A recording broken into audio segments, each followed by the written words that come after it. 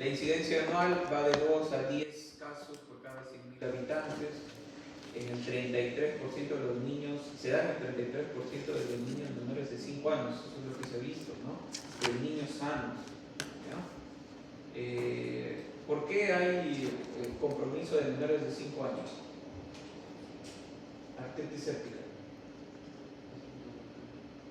¿Y por qué también en adultos mayores de 50 años o adultos mayores, ¿no? Son los extremos de la vida, ¿no? Y los extremos de la vida, su sistema inmunológico no es el adecuado, no es el más óptimo, ¿no? Menos de 5 años está en formación su sistema inmunológico, ¿no? Entonces hay una cierta deficiencia porque se está formando recién, y entonces por eso son más susceptibles los pacientes a algún cuadro infeccioso, ¿no? Por eso es que menores de 5 años sanos, se especifica que son sanos, porque lógicamente pues un menor de 5 años enfermo con alguna patología de base sí o sí va a tener su sistema inmunológico alterado, ¿no? Pero hace el hincapié de sano porque no tiene ninguna patología, está normal, pero su sistema inmunológico está en formación, eso lo hace susceptible a algún tipo de infección. Ya hay los mayores, adultos mayores o mayores de 50 años o mayores de 60 años, son más susceptibles porque su sistema inmunológico ya está envejeciendo, ¿no? Como todo nuestro cuerpo envejece, el sistema inmunológico también. Entonces, nos hacemos cada vez más susceptibles al tipo de infección, ¿ya? Los factores de riesgo importantes para desarrollar artritis séptica es la osteoartritis, ¿no? O la artrosis, ¿no? Entonces, algún compromiso articular previo, ¿no? Como lo que produce la artrosis y la artritis reumatoidea en el complejo articular, bueno, el primero en el cartílago articular principalmente y el segundo en la membrana sinovial principalmente, va a alterar toda la arquitectura del complejo articular, ¿no? Y si es que ya hay una alteración estructural a este nivel, la articulación va a ser susceptible, no va a funcionar de forma adecuada. Los mecanismos fisiológicos no son los mismos y por eso es un factor de riesgo para artritis séptica.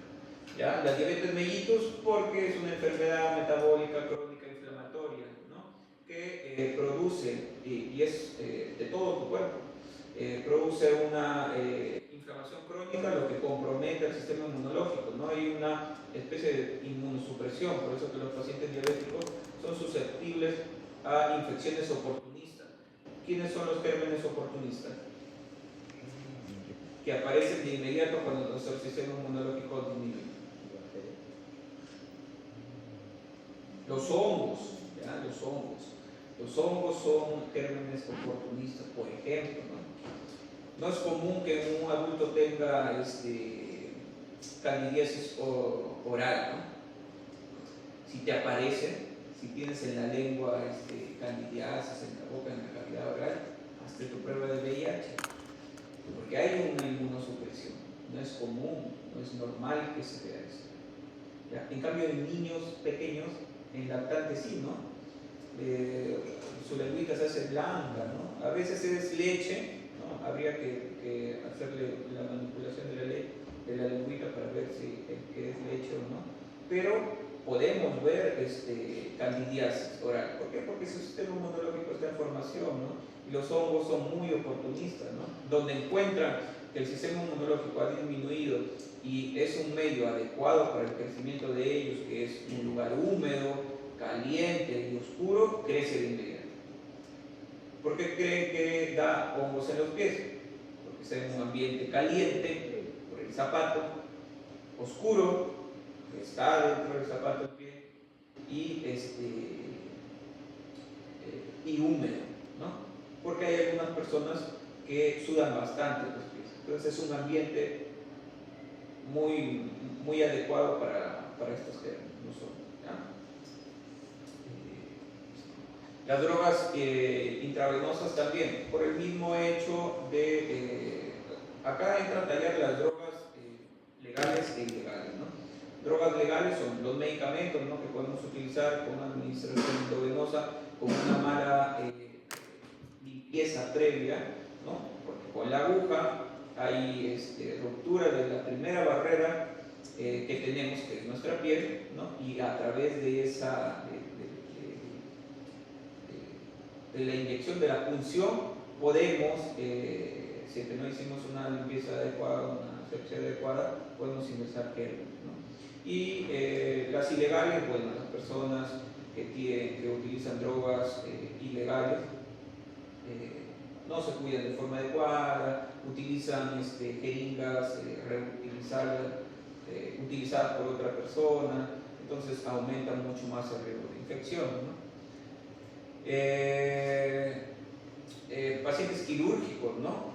Alguna intervención quirúrgica que puede producir una infección del sitio operatorio, ¿no? Una ISO, ¿no? Y en cualquier parte del cuerpo, ¿eh? No solamente como en el caso de nuestro paciente que le operaron la rodilla, ¿no? Y que la infección se localiza ahí, porque puede ser, no sé, pues que le hayan operado de una apendicitis, le hicieron una apendicectomía, se infectó la herida, la infección llegó a la sangre, se hizo una sepsis y bueno, por vía hematógena puede llegar los gérmenes hacia una articulación y producir una apendicectomía.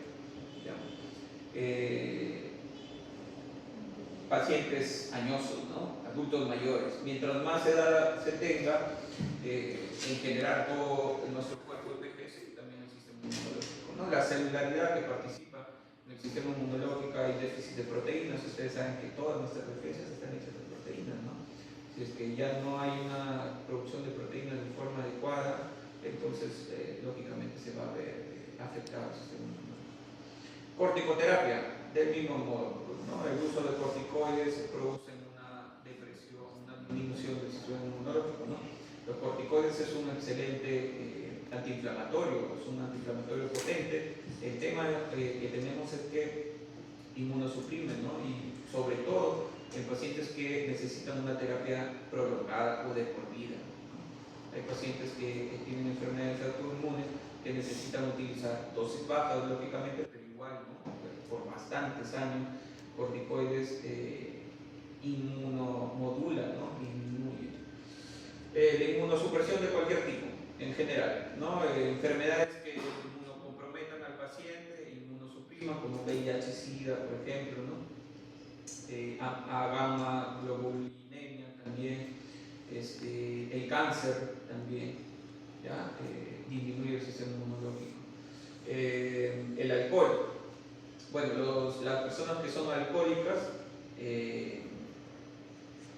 no se alimentan de forma correcta, entonces una mala alimentación que produce una anemia va a condicionar sí o sí en que su sistema inmunológico no esté funcionando de forma adecuada, entonces son mucho más susceptibles a adquirir enfermedades infecciosas.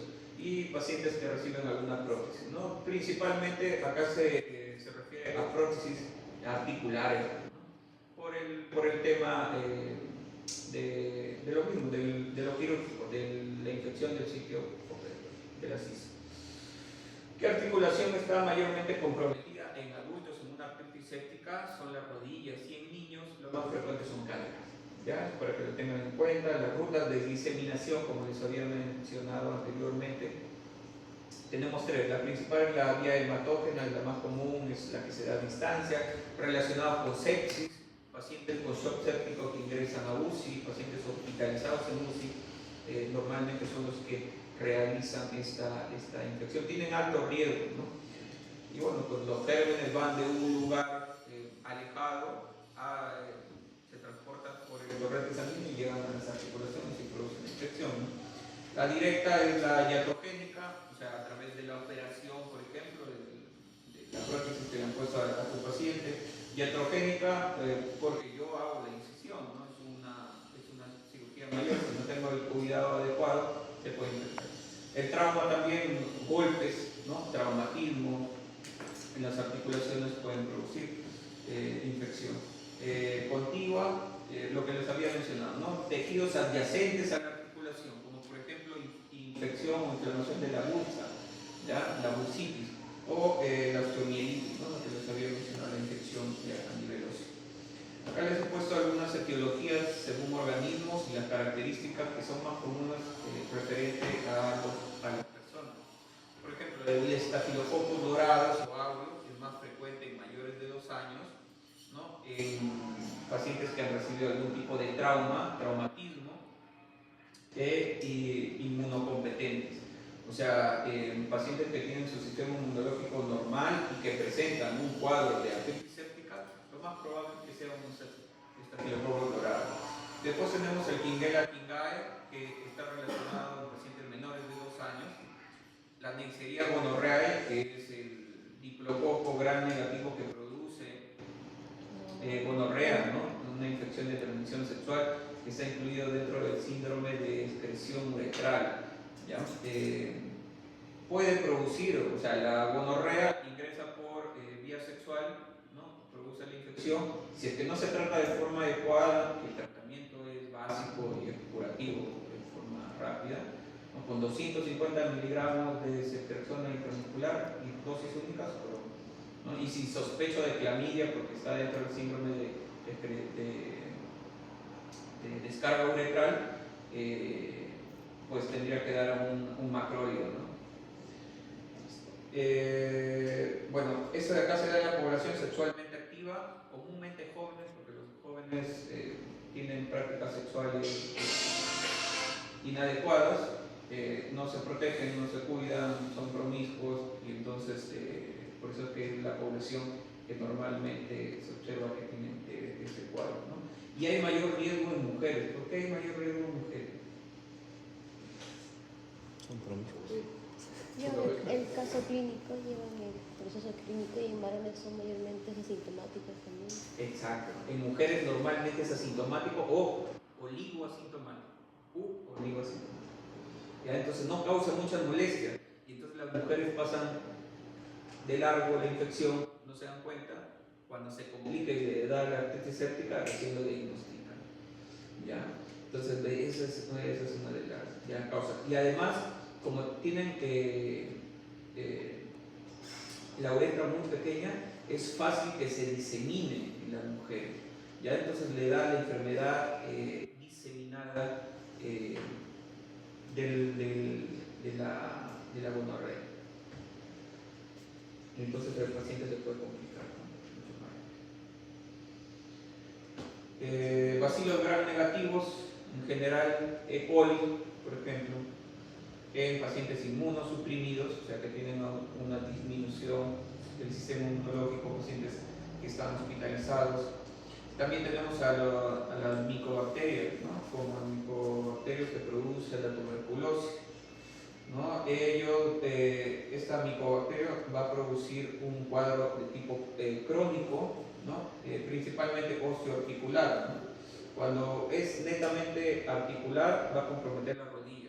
Cuando es osteoarticular tenemos la tuberculosis vertebral o mal de Pot, ¿ya? Que compromete comúnmente o tiene prevalencia en las vértebras dorsal 11 y dorsal 12, o torácica 11, torácica 12, que es lo mismo, ¿no? Dorsal con torácica, ¿ya? 11 y 12, se llama mal de Pot, ¿ya? El micobacterio de la tuberculosis puede afectar a cualquier órgano de tu cuerpo. Principalmente tenemos la tuberculosis pulmonar, ¿no? Principalmente, en la mayoría de los casos, compromete a los pulmones, pero hay también tuberculosis extrapulmonar, ¿no? Entonces, sabiendo ello, puede comprometer a cualquier célula de tu cuerpo, cualquier tejido de tu cuerpo, ¿ya? En este caso, comprometemos. La clínica se separa entre clínica gonocócica, es decir, aquella artritis séptica que es producida por el gonococo, y la clínica de artritis séptica no gonocócica, como su nombre lo dice, por cualquier otro tipo de bacteria, ¿ya? La artritis no gonocócica puede ser aguda, ¿no? Comúnmente se relaciona con una sepsis, puede ser crónica también, y tenemos acá el micobacterio de la tuberculosis, ¿no? Que se necesita sí o sí hacer una biopsia para hacer el diagnóstico. Es decir, en el mal de Pot tenemos que hacer una biopsia necesariamente para diagnosticar. Puede ser monoarticular, en el 80% de los casos solamente va a afectar a una articulación en particular, y en la mayoría de los casos es producto del estafilococcus dorados o aureus, ¿ya? Principalmente, en el 70% de los casos. O puede ser oligoarticular, que comprometa de 2 a 3 articulaciones. Eso ahí se da en el 80% de las personas. Va a producir fiebre, dolor moderado a intenso, puede producir un derrame articular, inflamación en la articulación, limitación funcional, ¿no? Que es parte de la inflamación, ¿no? El espasmo muscular también, cuando es de causa prostésica, es decir, producto secundario a una prótesis articular, como en el caso de nuestro paciente, nosotros podemos sospechar de gérmenes, ¿ya? Por ejemplo, cuando es menos de 3 meses que es nuestro paciente, ¿no? Nuestro paciente tiene 24 días de haber sido operado, así que lo más probable es que mi sospecha es que se originó ahí en la articulación, la infección es que sea producida por el Staphylococcus aureus dorado, ¿ya? Si va de 3 a 12 meses de haber recibido la prótesis, pasa a Staphylococcus coagulasa negativo. ¿Qué germen encontramos ahí? Staphylococcus coagulasa negativo principalmente, porque el aureus es coagulasa positivo, ¿no? Negativo es Staphylococcus epidermidis principalmente, ¿ya? En mayores de 12 meses, ya que han recibido la prótesis más de un año, de nuevo otra vez entra a tallar y toma relevancia el Staphylococcus aureus.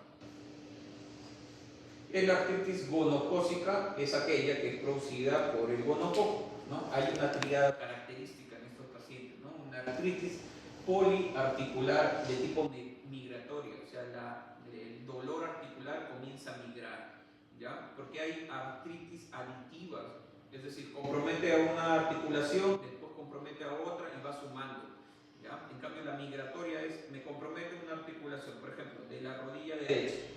Después de un mes me pasó ese dolor y ahora me duele la muñeca izquierda. Y así va migrando, pero va desapareciendo el compromiso articular anterior, ¿ya? Lo aditivo, que significa adición, aditivo, va sumando.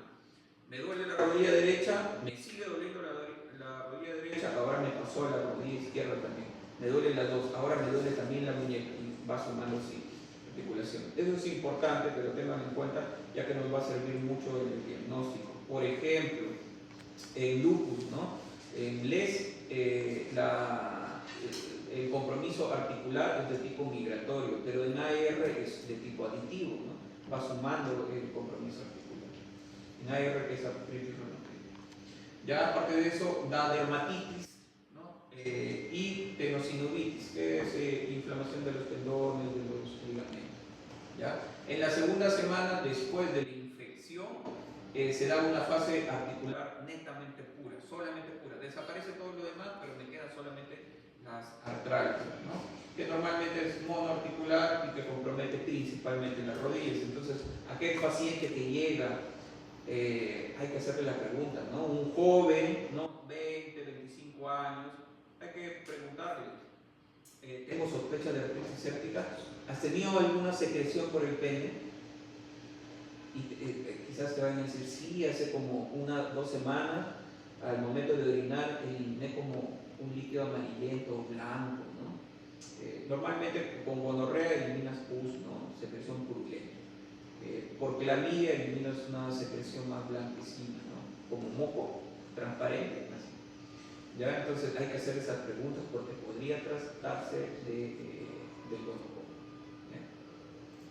Puede haber enfermedad gonocócica diseminada, ¿no? Era lo que le hablaba, ¿no? De la enfermedad diseminada gonocócica, que es común, mucho más común en mujeres. El diagnóstico se hace por artrocentesis, o sea, hay que sacar una muestra del líquido que hay en la articulación, ¿no? Que es en la rodilla, principalmente que se ve afectada, pues hay que puncionar normalmente con una jeringa, se saca el líquido y se manda a cultivar, ¿no? O sea, se manda a hacer un examen GRAM, que es muy rápido, para determinar si es que son GRAM positivos o GRAM negativos, y eso me ayuda ya a dar un tratamiento de tipo empírico, porque el cultivo me demora más o menos 72 horas, ¿no? 48, 72 horas. No voy a esperar más de 48 horas recién dar el tratamiento, porque recuerden, es una emergencia reumatológica y en las primeras 48 horas tengo que dar tratamiento antibiótico, si no destruye al complejo articular. Y después se van a odiar, pues, ¿no? Los pacientes, porque van a cojear, nunca más se recuperan. Y entonces hay que tener cuidado con eso. Entonces, en la tomosíntesis saca el líquido, ¿no? Y se manda a observar. Vemos si es inflamatorio o es de tipo séptico. Decimos que es de tipo séptico cuando encontramos más de 20.000 polimorfos nucleares en el líquido, ¿ya? Si encontramos cristales, entonces netamente descartamos el tema séptico y nos vamos a un compromiso articular por cristales, que puede ser gota o pseudogota, por ejemplo, ¿no? En la gota, ¿qué cristales encontramos? Urato monosódico, ¿no? Y en la pseudogota, pirofosfato de calcio. ¿En cuál de los dos me serviría sacar una radiografía?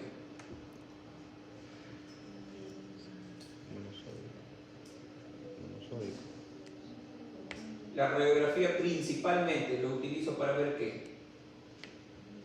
Principalmente, en general, en mi cuerpo. ¿Qué veo en una radiografía? Principalmente, hueso, ¿no? El hueso que tiene calcio. ¿Cuál de los dos tiene calcio? ¿Gota o pseudogota? Pseudogota. Entonces, ¿con cuál me serviría realizar una radiografía? La pseudogota. En la gota no me sirve hacer una radiografía porque no voy a ver nada, salvo que haya destrucción, ya una gota de tipo crónica con destrucción del hueso. Si hay destrucción del hueso, ahí sí, lógicamente lo voy a ver, ¿no? Pero si yo quiero ver las lesiones, los cristales de urato monosódico, no lo voy a poder ver por radiografía. Ahí pido, ¿qué pido? Ecografía. ¿Ya? Estamos netamente de exámenes de imagen, ¿no? Ecografía, ahí sí voy a ver. ¿Ya? Lo vamos a ver más adelante. Ahí les he puesto una imagen para que se den cuenta, para que chequen cómo se ve este tipo de lesiones. Ya, entonces, si cristales, tengo que determinar el tipo de cristal. Si es que no veo cristales, mando al GRAM y al cultivo, ¿no? Como les decía, me sirve para dar el tratamiento de forma rápida. Ni bien he determinado que es de tipo séptico, tengo que dar tratamiento antibiótico y el GRAM me sirve de forma rápida, pero el GRAM sale al toque, ¿ya? Entonces, daré, pues, sale GRAM positivo, doy mi antibiótico para GRAM positivo. Sale GRAM negativo y doy mi tratamiento para GRAM negativo, ¿no? Podría ser, ¿no?, un bacilo GRAM negativo o podría ser el gonococo, ¿no? Y si sale GRAM positivo, pues doy, pues, no sé, un beta-lactámico, ¿no?, una cefalosporina, puede ser estafilococo dorado, ¿ya? Entonces, de acuerdo a eso, determino yo lo que me salga, si es que es artritis séptica o no, pero necesariamente tendría que ser una función. Algunos traumatólogos y reumatólogos no realizan una función, porque es tan evidente, no hay tanto líquido, no hay tanto derrame, que evitan hacer la función, ¿ya? A veces es muy evidente que es una artritis séptica y listo, solamente necesita el tratamiento antibiótico y le dan de forma inmediata y el paciente se recupera, ¿ya? Pero lo ideal y lo que dice el algoritmo es sacar una muestra de líquidos, ¿ya? Hacer la artrosis. El tratamiento gonocócico, ceftriaxona de 7 a 10 días, ¿ya? Recuerda lo que les había mencionado, ¿no? La gonorrea se cura con una sola dosis de 250 miligramos, o sea, la cuarta parte de lo que viene en un vial de ceftriaxona, ¿no? Porque la ceftriaxona viene de 1 gramo, dosis única y se acabó, se curó mi paciente, ¿ya? Pero acá no, en una artritis séptica no, porque se supone que el gonococo ha ido por vía hematógena y ha llegado a la articulación, ¿ya? Entonces es más complicado. Acá en este caso damos 1 gramo cada 24 horas por 7 a 10 días. Y si es que es una artritis gonocócica purulenta o es una enfermedad gonocócica de tipo diseminada, puedo dar tratamiento hasta 14 días con ceftriaxona. Ya en pacientes que tienen una artritis séptica de tipo no gonocócica, ¿recuerdan el reposo que les hablé? Cuando hay afectación articular, listo. Una postura articular adecuada, ¿no?, ocasione un aumento de la inflamación de la que ya tengo, ¿no?, y con movimientos pasivos para evitar rigidez articular. El drenaje articular, punción con aguja, es lo que les había mencionado acá, ¿no?, la artrocentesis. Podría utilizar en articulaciones grandes como hombro, cadera y rodilla, artroscopio, por vía artroscopio. ¿Ya? El antibiótico, cuando estamos sospechando de un estafilococo meticilino sensible, utilizamos oxacilina, eso acá solamente para que lo tengan en cuenta. ¿Ya? 1 a 2 gramos cada 4 horas, cefazolina 2 gramos cada 8 horas. Si es que sospechamos en un estafilococo aureus meticilino resistente, tenemos que utilizar vancomicina ya por minesolina. En sospechas de enterobacterias, ceftriaxona 2 gramos cada 24 horas con ceftriaxona. El tratamiento, como les había mencionado, tiene que ser empírico, ¿ya? Al momento del diagnóstico, esperando el cultivo. El cultivo y el antibiograma me confirma si es que mi tratamiento es el adecuado. ¿Ya? Si mi tratamiento es el adecuado, bacán, continúo. Pero si es que veo que hay resistencia, pues tendría que modificar o rotar de antibiótico. ¿Ya? Y también se utiliza tratamiento empírico cuando mi grano y mi cultivo me sale negativo. O sea, hay algunos casos en los cuales no me cultiva y no me sale el grano. Entonces, en esos casos, tengo que tener cuidado, porque si es que la clínica es muy evidente de artritis séptica, igual tengo que darle antibiótico de manera empírica. ¿Por qué? Porque si no le doy antibiótico y realmente fue una artritis séptica, va a destruir el cartílago y va a comprometer a la articulación. ¿Ya? Y por ejemplo, inmunocompetentes, competentes que hacen las cosas bien, ¿no? Que no estás como que mal de la cabeza, no es lo que te hace pensar, ¿no? Entonces tienen su inmunidad normal, ¿ya? Para que lo entiendan. Sin traumas, o sea, no se produjo ningún golpe, no lo operaron, no se cortó, nada. ¿Ya? Se utiliza oxacilina o cefazolina. Cuando es de tipo traumático, vancomar, persona o ceftriaxona. Cuando es inmunocomprometidos o pacientes con drogas parenterales, banco con cefalosporina de tercera, antipseudomónica. Listo, eso de acá el tratamiento para que lo tengan en cuenta. ¿Ya? El tema de la gota. Ya, ahora sí pasamos a trastornos monoarticulares producidos por cristales. ¿Ya? Referente a la gota es algo que tienen que entender mucho y nunca olvidarse. ¿Ya? Un paciente que tiene gota necesariamente tiene que tener los niveles de ácido úrico elevados, o sea, una hiperuricemia. Más de 6.5, más de 6.8, ya podríamos hablar de eso. Sin embargo, algún paciente sin diagnóstico de gota, en el cual en su control, ¿no?, anual que realizamos, encontramos niveles altos de ácido úrico, no quiere decir que vaya a desarrollar gota. En otras palabras, el ácido úrico elevado es necesario para tener gota, pero no es suficiente para tener gota. ¿Ya? O sea, tienen que haber otras características que ahorita lo vamos a ver.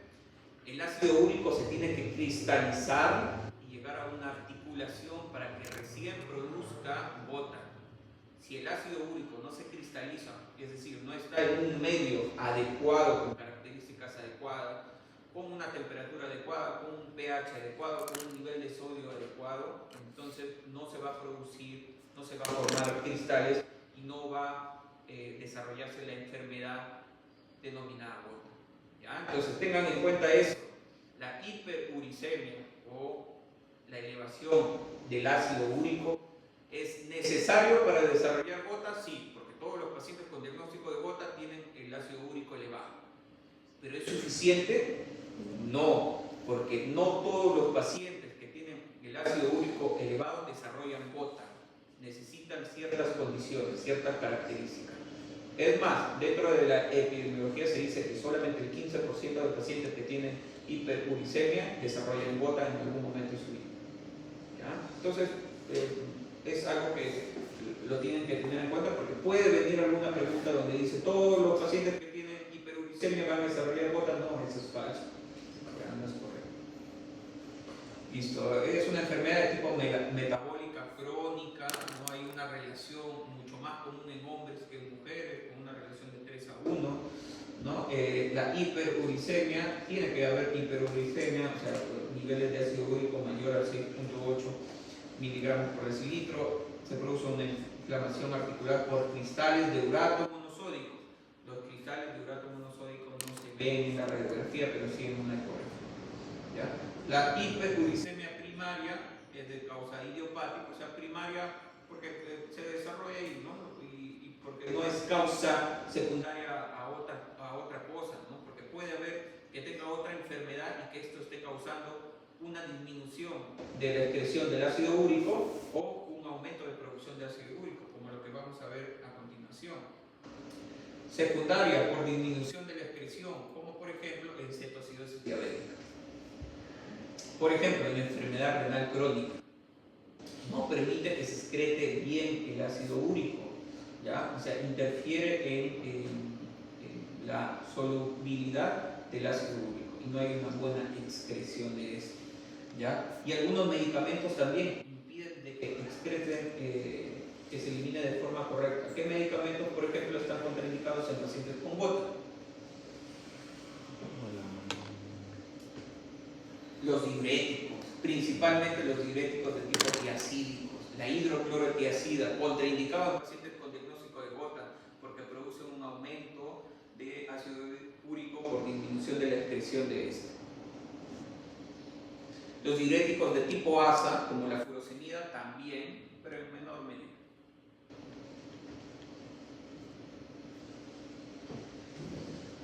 O también se puede dar por un aumento de producción, ¿no? del ácido úrico, como por ejemplo en la hemólisis, ¿no? La destrucción de los glóbulos rojos. Una hemólisis puede producir un aumento de ácido úrico, ¿no? Pacientes que están recibiendo quimioterapia también por destrucción celular, básicamente. Radioterapia también del mismo modo, ¿no?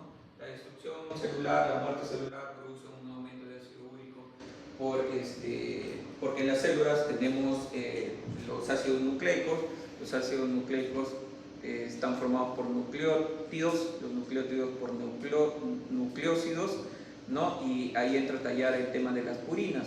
El metabolismo de las purinas van a producir el ácido úrico. Entonces los alimentos, por ejemplo, ricos en purinas como carnes rojas o bebidas alcohólicas van a producir un aumento del ácido úrico, por lo tanto está contraindicado en estos pacientes, ¿no? Estos pacientes tienen que corregir su alimentación, evitar carnes rojas, evitar cerveza, licor, ¿no? Los factores de riesgo, tenemos modificables y no modificables, ¿no? Los no modificables son caballeros, pues no puedo hacer nada porque es la parte genética, es mi edad, ¿no? Es mi etnia, mis familiares, ¿no? En esa parte ya no puedo hacer nada. Pero en el tema de los modificables sí, yo puedo cambiar, ¿no? Yo puedo dejar de ser obeso, puedo controlar mi hipertensión, sí. ¿Con qué? Con antihipertensivos, cuidándome también con mi alimentación. La hiperlipidemia también lo puedo controlar, ¿no? Con mi alimentación. Enfermedad cardiovascular también, si es que tengo mi tratamiento adecuado, me cuido con mi alimentación. Diabetes mellitus también lo puedo controlar. Enfermedad renal crónica también se puede controlar. Factores dietéticos, consumo de alcohol, medicamentos, el uso de ciertos medicamentos, ¿no? También son modificables, ¿no? En cambio, lo que no puedo modificar es el factor de riesgo de toda persona mayor a 50 años. Yo no puedo decidir, ya, mañana va a tener 30. No puedo decidir contra mi edad. Mi género tampoco, ¿no? O sea, externamente me puedo volverme un travesti, ¿no? Pero igual sigo siendo genéticamente hombre. Entonces eso no me quita el factor de riesgo que tienen los hombres, ¿no? Que es de 3 a 1 comparado con las mujeres. ¿Ya? El origen étnico tampoco, pues no, porque eso es genético, ¿no? Los asiáticos tienen mayor factor de riesgo. Hay algunas etnias o algunos grupos de Asia que tienen un riesgo muy elevado, ¿no? Más del 10%. ¿Ya? Y son variantes genéticas relacionadas, muchas de ellas, con el metabolismo de la purina. ¿Ya? Hay mutaciones genéticas que comprometen al metabolismo de las purinas. Hay 4 estados de la enfermedad, ¿no? Va pasando desde un cuadro de tipo asintomático. Es un paciente, por ejemplo, ¿no? En el cual tengo un ácido úrico elevado, ¿no? Y le encuentro el ácido úrico elevado, pero no tiene sintomatología.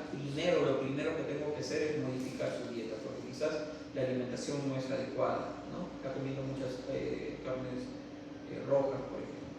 ya no le doy medicamento todavía, primero le doy chance a la dieta, después ya, si es que esto es continuo y no disminuye, no le podría dar algún medicamento que disminuya el ácido úrico, ¿no? Como el allopurinol.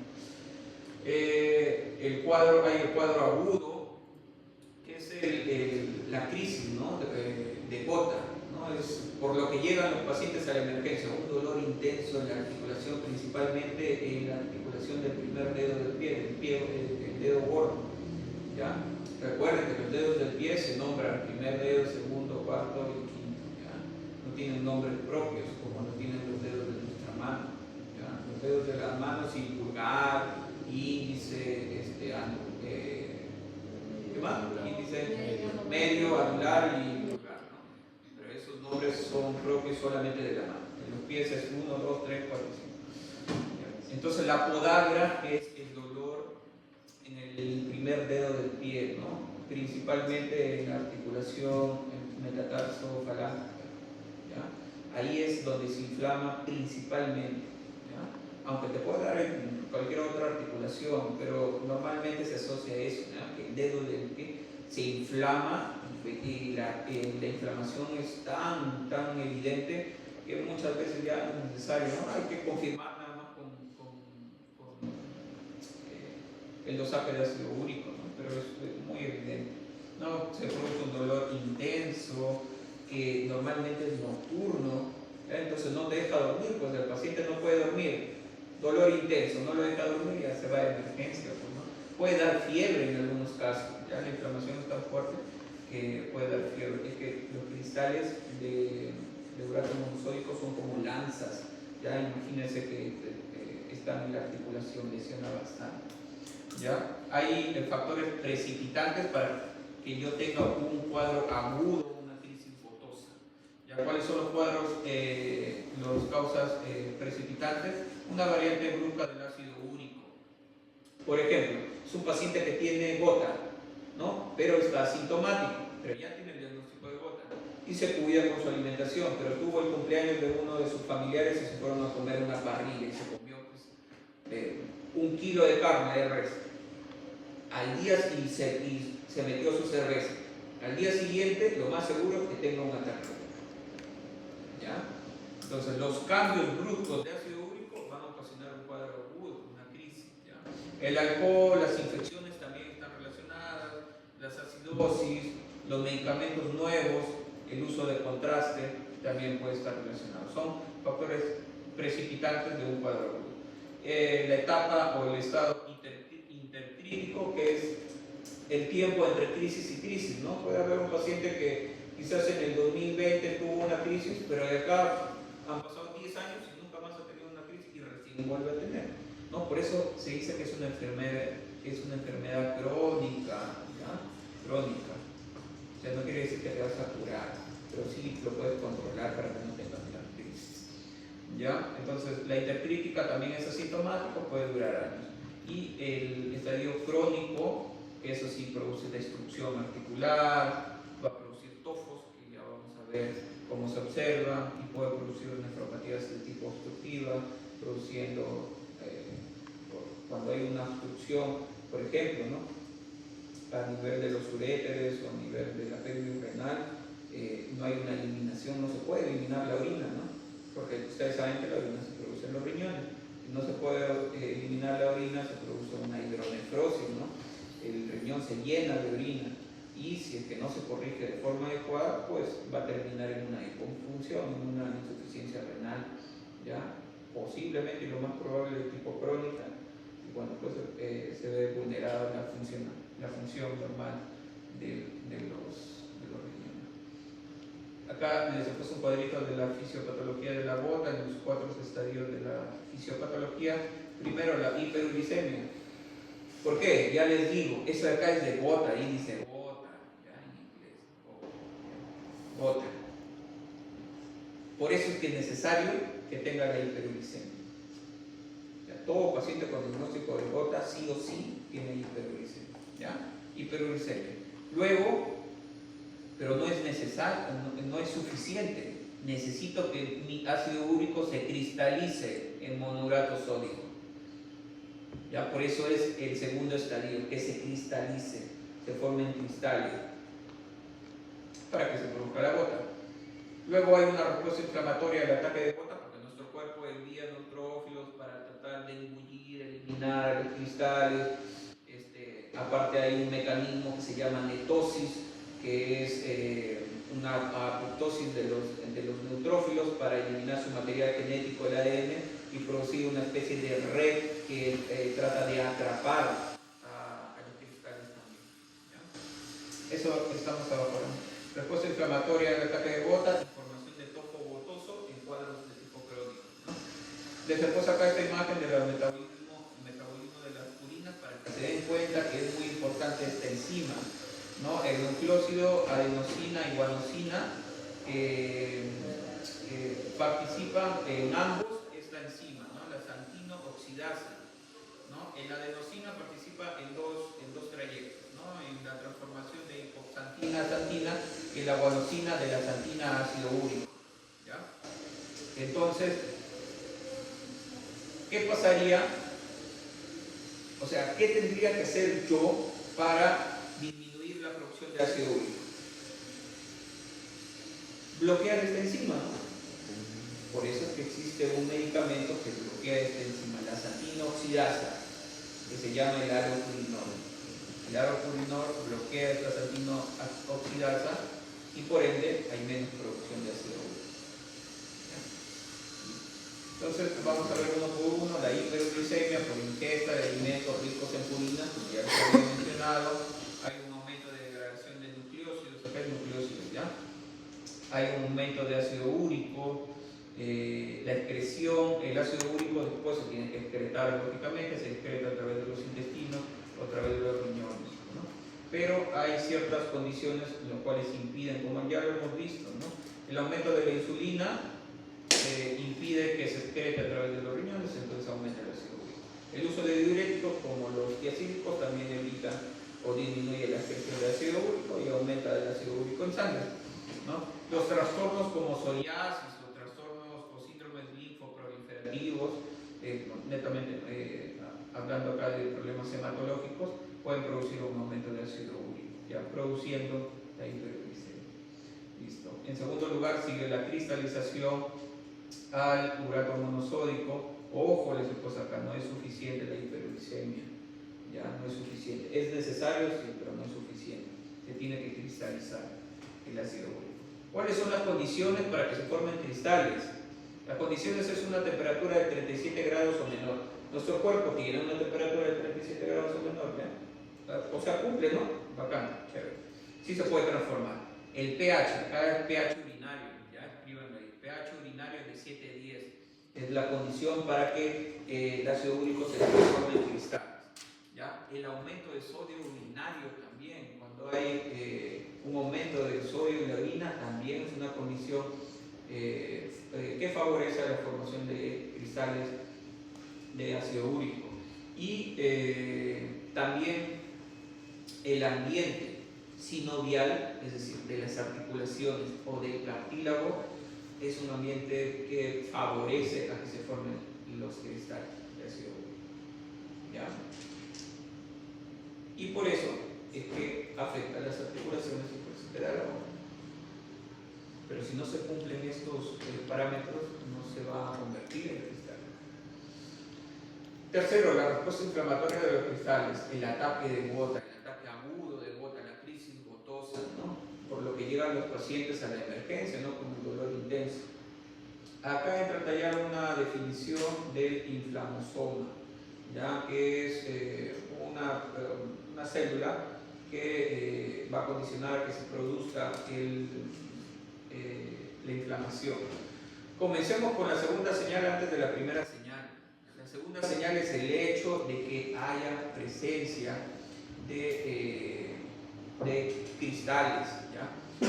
Pero eso de acá tiene que estar relacionado con la primera señal, o sea, se tienen que cumplir ciertos criterios también en el paciente para que se active el inflamosoma y se produzca toda la cascada de inflamación. Tiene que haber presencia de ácidos grasos libres, es decir, un paciente con mala alimentación, ¿no? Que no se alimenta de forma correcta, que proviene del alcohol, de alimentos ricos en carbohidratos, o sea, muchas harinas, ¿no? Papa, yuca, arroz, ¿no?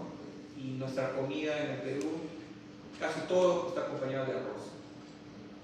Y una alteración de la microbiota intestinal. Recuerden que la microbiota intestinal forma parte del sistema inmunológico, o sea, participa de forma activa del sistema inmunológico. Por eso una alteración de la microbiota que se da por las diarreas, por ejemplo, va a alterar mi sistema inmunológico.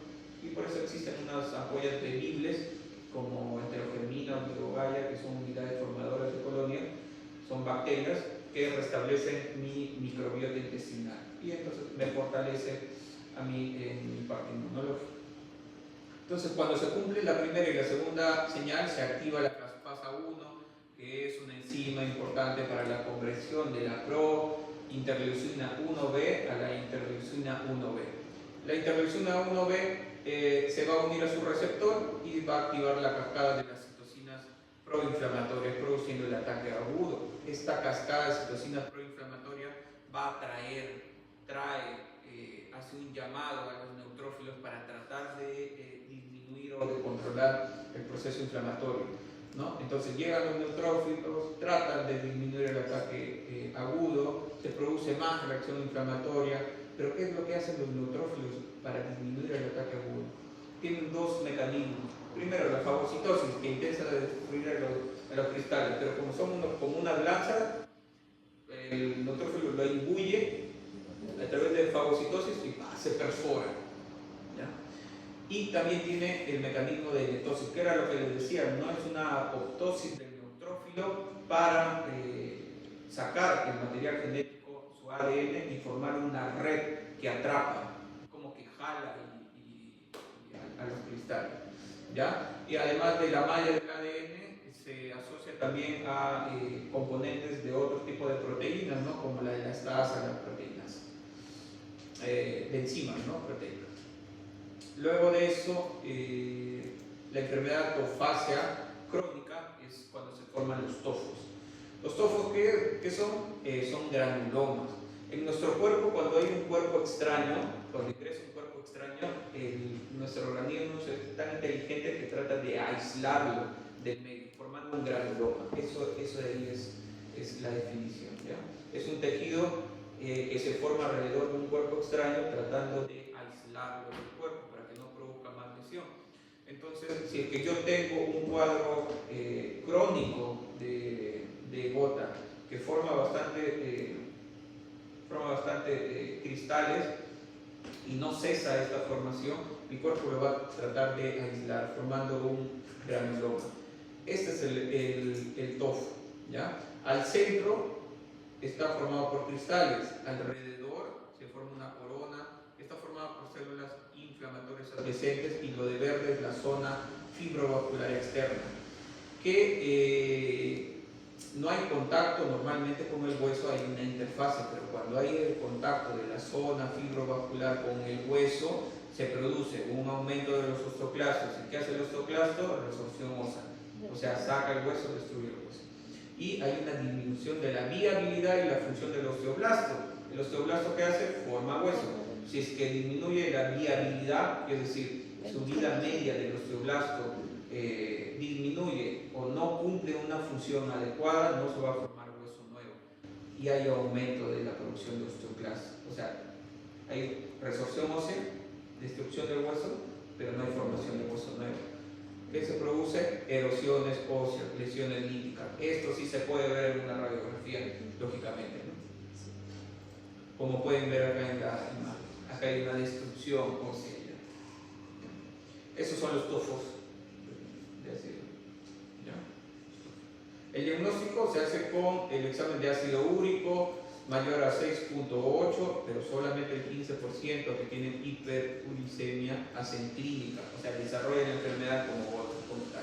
Entonces, a mi paciente va a llegar con la clínica, le hago el examen de orina, el examen de sangre, sale el ácido úrico elevado, ¿ya? Mi gol estándar, mi examen gol estándar, es encontrar los cristales de urato monosódico, como pueden ver acá, ¿no? Son como lanzas. Imagínense que viene un doctor que lo ponga, lo atraviesa. Y sí se ve. Sí se ve acá un minuto. Redondito más o menos. ya que está atravesada. La prueba diagnóstica que se realiza para observar los cristales de urato monosódico, lógicamente hay que extraerlo, ¿no? Y para eso se necesita una artrocentesis, funcionar la articulación, sacar el líquido y mandarlo al microscopio para observar los cristales. Hay criterios de gotas, porque hay en algunos lugares en los cuales no se puede hacer la artrocentesis, ¿no? Podemos estar muy alejados de la ciudad o no sabemos la técnica para hacer la función.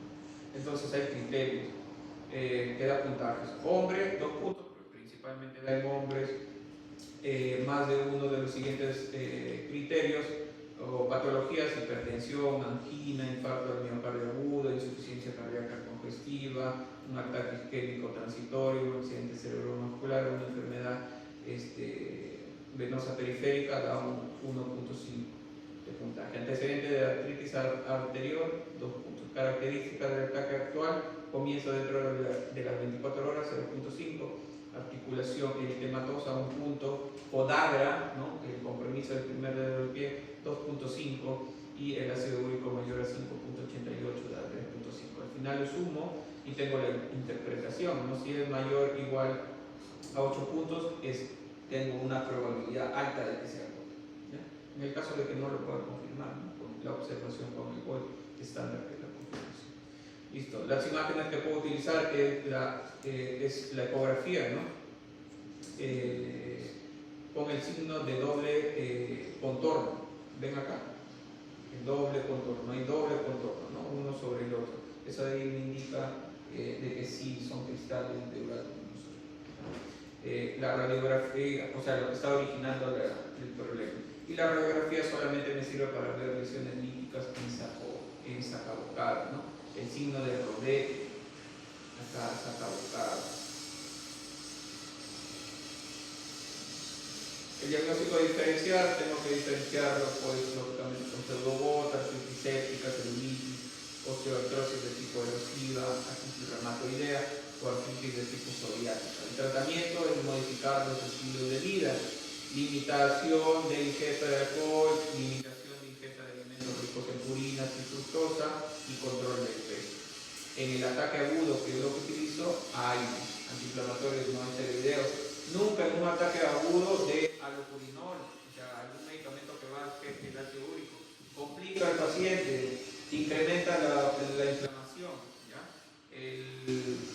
Los medicamentos que disminuyen el ácido úrico solamente se utilizan en pacientes como prevención, ¿no? Para disminuir el ácido úrico, ¿no? En un paciente que ya tiene el diagnóstico de gota. Entonces, un paciente con ataque agudo de gota, modificar su alimentación, un antiinflamatorio no esteroideo para disminuir el dolor. Podría utilizar colchicina, sí, podría utilizar corticoides, también podríamos utilizar, pero después nada más. En pacientes con gota tipo crónica, o sea, que no tienen un ataque agudo en esos momentos, que no está con el dolor, que no es sintomático, prevención alopurinol. ¿Por qué? Porque inhibe la antioxidasa, ¿no? La enzima. Entonces hay menos producción de ácido úrico. Puedo utilizar probenecid, que es un uricosúrico, es decir, es un medicamento que aumenta la excreción a través de la orina de ácido úrico. Eso no se utiliza. Profilaxis antiinflamatoria con colchicina, podría utilizar corticoides también, sobre todo en estos pacientes que tienen recurrencia de ataques gotosos, ¿ya? De cuadros agudos gotosos. En pacientes refractarios, que yo utilizo todos los medicamentos y no hay un control, entonces podría utilizar un medicamento que es anti-interleucina 1. Recuerdan la fisiopatología, interviene la interleucina, ¿no? Si yo bloqueo acá la interleucina 1, listo, ya no se da la cascada. Y ese medicamento se llama anakinra, si tenemos que buscar con el paciente solamente refractario. Prevención de recurrencia, terapia tipo uresemiante, o sea, para reducir los niveles de ácido úrico en sangre. Se recomienda en pacientes con TOFO, es decir, un cuadro crónico, mayor o igual a 12 episodios de año del cuadro agudo. En pacientes con enfermedad renal crónica, estadio 2 o menos, o sea, que no tenga un compromiso importante de la función renal. Y en pacientes que tenga urolitiasis, ¿no? O sea, litos o cálculos, ¿no? En las vías urinarias. Primera elección, alopurinol, y segunda elección con función renal normal, uricosúrico como el probenecid, ¿no? Lo que les había mencionado. Elimina, excreta a través de la orina el ácido úrico. ¿Y por qué tiene que ser con función renal normal? Porque si mi paciente ya no orina, porque tiene enfermedad renal crónica en estadio 4 o 5, o sea, en vía de ser terminal o terminal, ¿por qué le voy a dar un medicamento que trata de eliminar el ácido úrico por la orina? Si no orina, por respuesta. Y la pseudobota es una enfermedad también metabólica por depósitos de pirofosfato cálcico. Ya es un artritis inflamatorio que se observa comúnmente en pacientes mayores de 70 años. Usualmente es de causa idiopática, es decir, no se sabe cuál es la causa, pero puede ser secundaria a daño articular, es decir, una afectación articular previa. Ya es una anomalía metabólica y hay predisposición genética. Enfermedades que predisponen, pacientes con hemocromatosis, que lo vamos a ver en las clases de anemia y de alteraciones de la sangre. Hiperparatiroidismo, recuerden que nuestros pacientes tienen hipo, ¿ya? Acá es hiperparatiroidismo e hipomagnesemia. Acá les he puesto condrocalcinosis y pseudobota, ¿no? Todas estas enfermedades producen esto, ambos, ¿no? Comúnmente en la clínica lo utilizamos como sinónimo, ¿ya? Pero si es que somos estrictos, la condrocalcinosis es la visualización radiológica del cuadro de pseudobota. ¿Ya? Entonces, si a un paciente yo estoy sospechando de pseudobota en el hombro, le mando a hacer una radiografía y me van a informar como condrocalcinosis. ¿Ya? O sea, hay calcio ahí alrededor del cartílago. ¿Ya? Entonces eso se llama condrocalcinosis. Que si yo me informan así la radiografía, listo, yo puedo decir que es una pseudobota. Comúnmente se toma como sinónimo. Listo, la pseudobota es una artritis aguda por cristales de pirofosfato cálcico. Se presenta como brotes esporádicos de sinovitis monoarticular. Afecta a una articulación grande, como la rodilla. Puede durar más que un brote típico de gota. La gota dura más o menos de 3 a 7 días. El cuadro agudo, la pseudobota de 7 días. No existe pseudobota de tipo crónica. ¿Ya? Acá está para acordarse. Si hay afectación tipo crónica de enfermedad por depósito de pirofosfato cálcico, se asemeja a una osteoartrosis de tipo grave. Pero como tal, crónica no. El diagnóstico igual, artrocentesis, sí o sí, identificar pirofosfato cálcico. Ahí está el pirofosfato. Eso sí se va a ver en la radiografía. ¿No? El tratamiento monoarticular, corticoide intraarticular, si es persistente o poliarticular, puedo utilizar AINES, colchicina, ¿no? Y acá podemos ver, ahí sí se ve la radiografía. Esta línea de acá que está en el espacio articular es el pirofosfato de calcio. Entonces, esto sí se ve en la radiografía. Listo. Bueno, ya llegamos hasta ahí. Estas son 4 hojas, por lo menos. Pero ya fue. Entonces, el día de mañana solamente la lámina de monoartrosis, que son 12 hojas. Ya. Chao, cuídense.